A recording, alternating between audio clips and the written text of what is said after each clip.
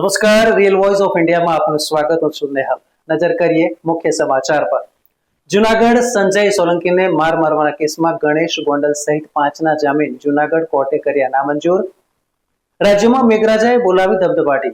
આજે અને આવતીકાલે સાર્વત્રિક મેઘમહેરની આગાહી. આગામી 7 દિવસ સુધી રહેશે વરસાદી માહોલ, તો માછીમારોને દરિયો ન ખેડવા સૂચના.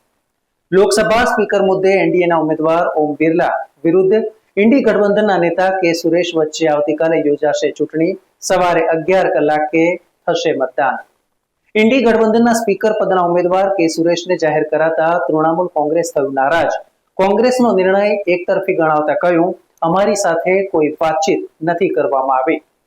કેજરીવાલ જેલમાં જ રહેશે. હાઈકોર્ટે જામીન આપવાનો કર્યો ઇનકાર. કાલે સુપ્રીમ કોર્ટમાં હાથ ધરાશે સુનાવણી. કોંગ્રેસ નેતા રાહુલ ગાંધીએ સાંસદ તરીકે લીધા શપથ. બંધારણની કોપી હાથમાં રાખીને લીધા શપથ. એઆઈએમઆઈએમના નેતા અસદુદ્દીન ઓવૈસીએ સાંસદ તરીકે શપથ લીધા. શપથ લીધા બાદ બોલ્યા, જય પેલેસ્ટાઇન.